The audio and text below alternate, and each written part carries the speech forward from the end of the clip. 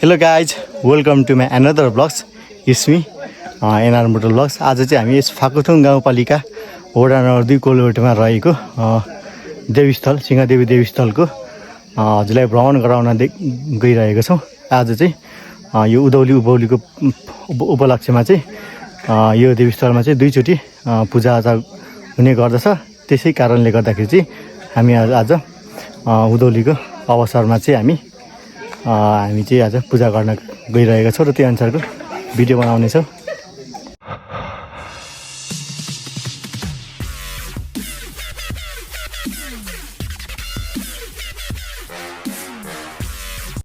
दाइ नमस्ते। नमस्कार नमस्कार। हजुरको शुभ नाम?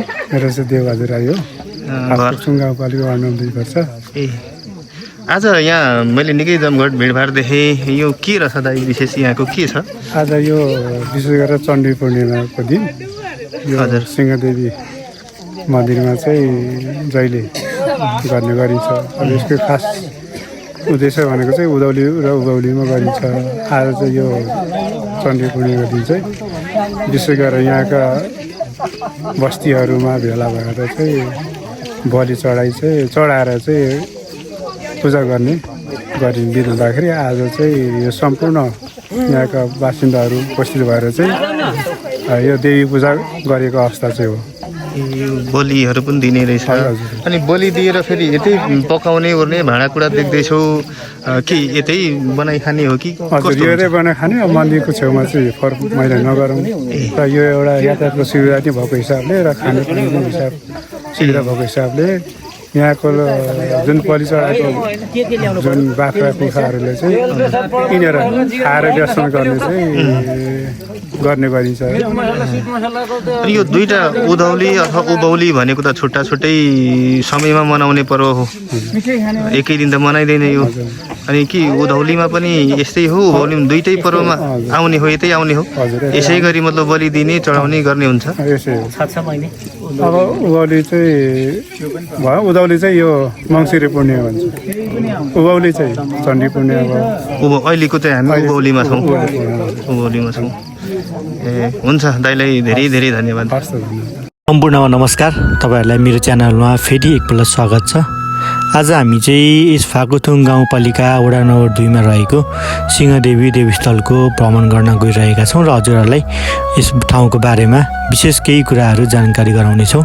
आज हामी चाहिँ यस फाकुथुङ गाउँपालिकाको वडा नम्बर 2 स्थित कोलबोटेमा चाहिँ रहेको सिंहदेवी देवीस्थलमा चाहिँ भ्रमण गर्नेछौँ। आज विशेष गरेर चाहिँ यस स्थानमा चाहिँ उधौली उभौलीको अवसर पारेर चाहिँ वर्षमा दुईचोटि पूजा गर्ने गर्दछ र आज त्यही अवसरमा उधौली उभौलीको अवसरमा चाहिँ आज यहाँका स्थानीय जनता, यहाँका स्थानीय बासिन्दाद्वारा चाहिँ उधौलीको अवसरमा चाहिँ यहाँ देवीको पूजाआजा र पूजा आराधना गर्ने गरिन्छ र त्यही अनुसारले आज हामी पनि यस सिंहदेवी देवीस्थलमा चाहिँ पूजा गर्न उपस्थित भएका छौँ। हजुर सर,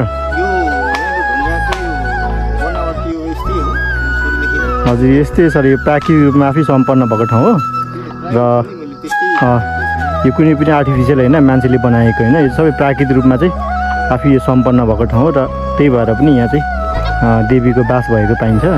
यो प्राकृतिक रूपमा आफै सम्पन्न भएको ठाउँ छ यो। यस देवीस्थल चाहिँ आफै प्राकृतिक रूपमा सम्पन्न भएको स्थान हो। यहाँ चाहिँ यहाँका चट्टानहरू चाहिँ आफै प्राकृतिक रूपमा सम्पन्न भएको देख्न सकिन्छ र यहाँ प्राय चट्टानहरू चाहिँ आफै चिरा परेको पनि देख्न सकिन्छ। र यहाँको विषयमा अझ ज्ञानको लागि चाहिँ हामी यहाँको स्थानीय बासिन्दा, यहाँका जनप्रतिनिधि र यहाँका पुजारीहरूसँग पनि हामी यहाँ फेरि हजुरहरूलाई देखाउने र यहाँको जानकारी लिनेछौँ र यहाँको पुरातात्विक कुराहरू के हो र कसरी उत्पत्ति भएको र कसरी पूजा गरिन्छ भन्ने विषयमा पनि हामी यस वडाका बासिन्दा र यस वडाका जनप्रतिनिधि र यहाँ पूजा गर्दै आउनुभएको पुजारीहरूसँग पनि यस ठाउँको विषयमा कुराहरू सोध्नेछौँ। उहाँ चाहिँ हाम्रो पुजारी बाबा हुनुहुन्छ, उहाँसँग सामान्य केही कुरा गर्न खोज्दैछु म। अनि पुजारी चाहिँ यहाँ कहिले कहिले पूजा हुन्छ हाम्रो यता? उभौली र उधौली मङ्सिरे पूर्णे वैशाखले चण्डी पूर्णे ए मङ्सिरको पूर्णिमा हजुर अनि वैशाखको पनि पूर्णिमा हुन्छ ए भने वर्षमा दुईचोटि हजुर लाग्ने दुईचोटिकै पूजा यस्तै हो तरिका गर्ने दुईचोटिकै पूजा गर्दाखेरि यही हो तरिका तरिका यही हो ए ए यता भाउजू यहाँनिर यो बाल्दै उहाँले पूजा कसरी के गर्ने भनेर देखाउनु हुँदैछ उता छिन्ताङ देवी उताको यता छिन्ताङ देवी देवी भने यता हो यहाँबाट देख्न सक्नुहुन्छ यसरी हो त्यहाँ एक्लै सिकारिँदा त्यहाँ देउ एउटा छ भने यता एउटा देवी स्थान यहाँ पनि रहेको देख्न सक्नुहुन्छ अहिले देखिरहनु भएको दृश्य चाहिँ यहाँ विभिन्न ठाउँमा चाहिँ चट्टानका मुनि देवीस्थलहरू देवीका थानहरू र देवीस्थलहरू देख्न सकिन्छ यहाँ चाहिँ विभिन्न प्रकारका देवदेवताहरूले बास गरेको ठाउँ हो र यहाँ एकदम प्राकृतिक रूपमा सम्पन्न भएको कारणले पनि होला यस ठाउँमा चाहिँ देवीस्थलहरू भएको हो र देवीहरूले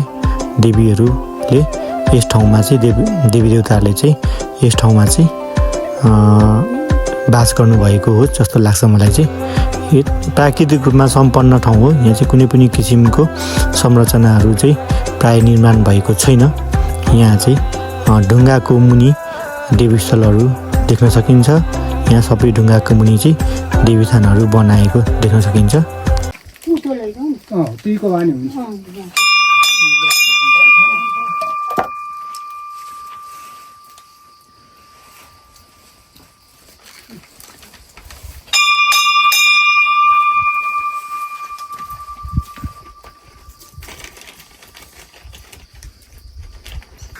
सर नमस्ते नमस्कार हजुर तपाईँको सानो परिचय दिनुहोस् न म तराईवासी घर मोरङ जिल्ला विराट चोकको तलतिर ग्रामथान गाउँपालिका पर्छ हजुर यहाँ भनेको अब सानो प्रोजेक्टमा काम गर्दैछु हजुर फाकफुक्सुङ वडा नम्बर 2 अन्तर्गत बल्ने हस्पिटल छ नि हजुर त्यहाँ कार्यरत छु हो त्यो काम गर्दै आज यहाँ उभौलीको अवसरमा चाहिँ वडा नम्बर 2 का राख्ने यता यता हजुर 2 मै हो यो 2 वडा नम्बर 2 नै पर्छ सर 2 अन्तर्गतै रहेको यहाँ चाहिँ एउटा देवी स्थानमा हजुर पूजा गर्ने अवसर पाएँ हजुर त्यस्तै अनुभव गर्दैछु हेर्दैछु आज हजुर तलतिर पनि देखेँ अलिकति जमघट भएको त्यहाँ किरा छ अब त्यहाँ गएर म भन्छु प्राय यो तराईतिर पनि यही वैशाख जेठतिर प्राय पूजा गर्ने गर्छ हो रहेछ हो म अघि आउने बेलामा भर्खर पनि कुरा राखेँ हजुर हाम्रैतिर पनि तपाईँको यही सिजनमा तर हाम्रो चाहिँ वर्षमा एकचोटि मात्रै हुने रहेछ त्यो कुरो हजुर प्रत्येक गाउँले समाजले समुदायले हामी पनि थानमै गएर त्यसरी बलि दिने भोग दिने थानमा पूजा गर्ने हाम्रो पनि विभिन्न थरीका देवी देवताहरू त्यहाँ हुन्छन् आज मैले ठ्याक्कै तराईको जस्तो यहाँ त्यो माहौल पाएँ क्या यहाँ पाहाडमा पनि खुसी लाग्यो तपाईँलाई चाहिँ यो तराई र पाहाडको यो जुन माहौल छ नि पूजा गर्ने तरिका छ नि के चाहिँ तपाईँलाई फरक देख्नुभयो के फरक पाउनुभयो पूजा गर्ने शैलीलाई त कसरी फरक भन्ने अब त्यस्तो फरक चाहिँ मैले केही पनि भेटिनँ एउटा माहौल फरक हुन सक्ला ठाउँ वातावरण फरक छ तर पूजा गर्ने प्राय यिनै हुन् तरिका यस्तै हो हामीले गर्ने पनि यही हो त्यस प्राकृतिक रूपमा चाहिँ सम्पन्नै भएको देखियो एकदम सबै सम्पन्न भएको देखियो खुसी लाग्यो मलाई जेउस अब हामी तराई पहाड जहाँ भए पनि अब यस्ता मान्ने कुराहरू देवी देवतालाई पूजा गर्ने कुराहरू मैले भिन्नता पाइनँ हुन्छ सर धन्यवाद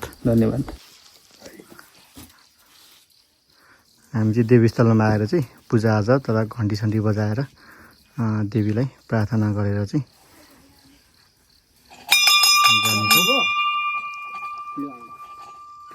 तर राम्रो माग्नु है यसो देवीलाई आफ्नो मनोकांक्षाहरू के कसो छ सबै कुरा माग्नुहोस्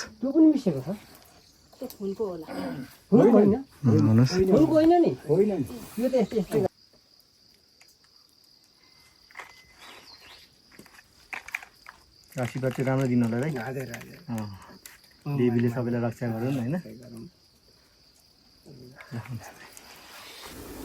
अहिले चाहिँ हामी देवीस्थलमा चाहिँ पूजा गर्न गइरहेका छौँ र अहिले चाहिँ हामी यहाँ धुप बालेर देवीस्थलमा पूजा गरेर आफ्नो इच्छा आकाङ्क्षाहरू चाहिँ माग्नको लागि चाहिँ आज हामी यस उभौलीको अवसरमा चाहिँ पूजाआजा चाहिँ गर्ने भएको कारणले गर्दाखेरि चाहिँ हामी पनि देवीस्थलमा पूजाआजा गर्नेछौँ र आफ्नो इच्छा आकाङ्क्षाहरू माग्नेछौँ र यहाँ मागेको इच्छा आकाङ्क्षाहरू चाहिँ पुरा हुन्छ भन्ने यहाँका स्थानीय बासिन्दा र यहाँका पुजारीहरूको भनाइ छ र त्यही अनुसारले आज हामी पूजाआजा गरी आफ्नो इच्छा आकाङ्क्षाहरू चाहिँ देवी मार्फत चाहिँ देवीलाई चाहिँ माग्नेछौँ।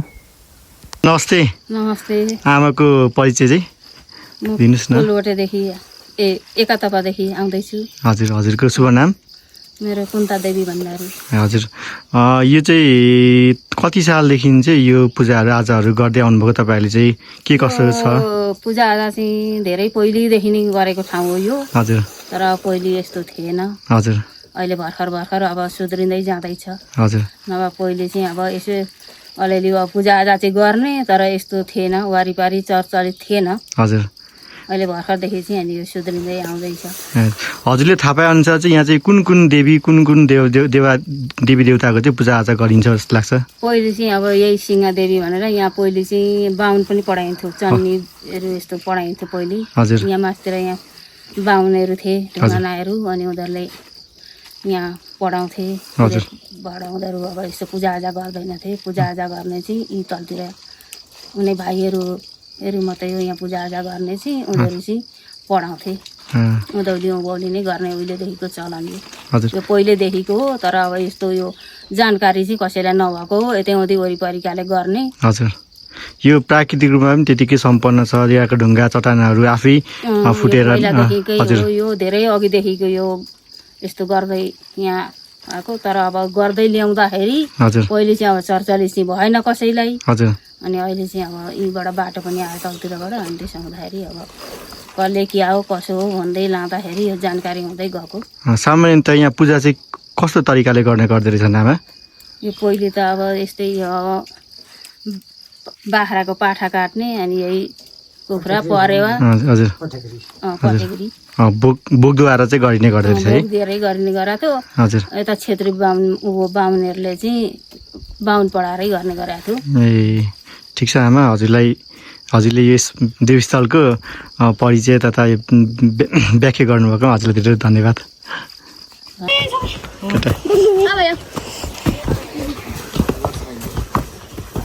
कहाँ पुगेर आयो केटाकेटी हो तिमीहरू? ठिक छ। यहाँ केटाकेटीहरू पनि पूजाआजा गर्नको लागि आएको देख्न सकिन्छ।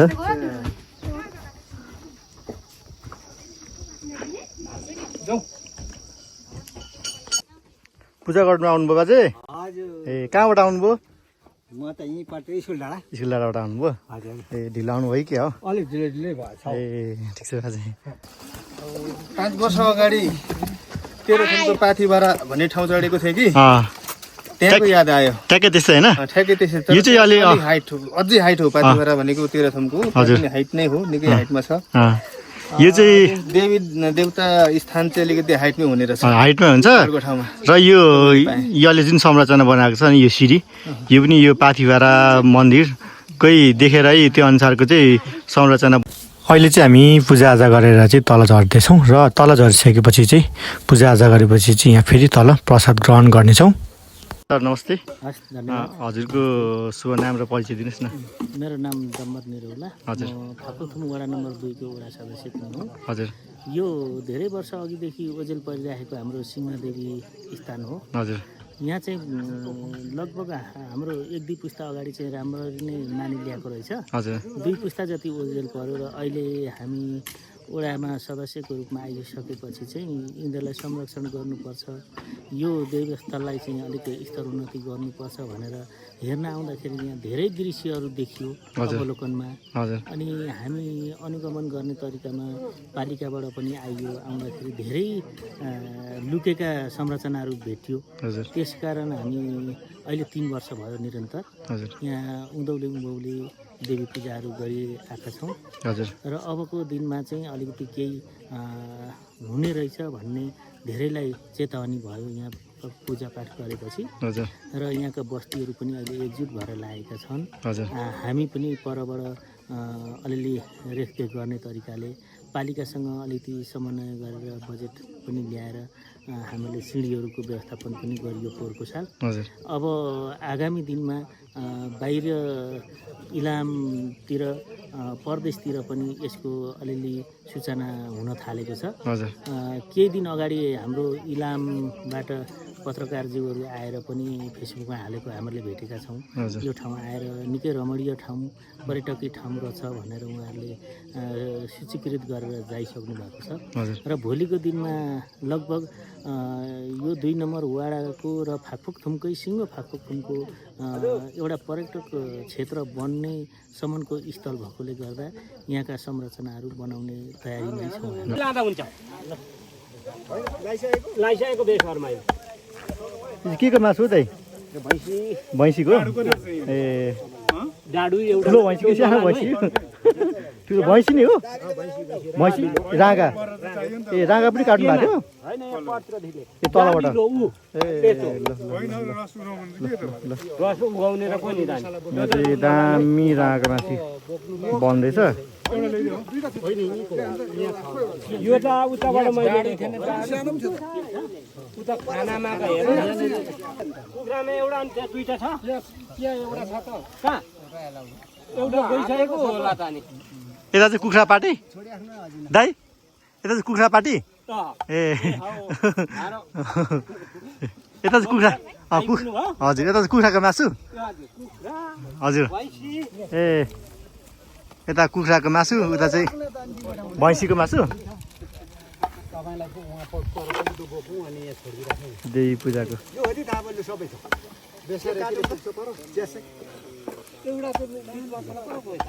चाहिँ अहिले देवी पूजामा यहाँ चाहिँ भिडियो क्लिप्सहरू बनाउन गइरहेका छौँ। यहाँको क्लिपहरू सरहरूले चाहिँ यहाँ खाना पकाउने अवस्था छ र खाना पकाइरहेको देख्न सकिन्छ। होइन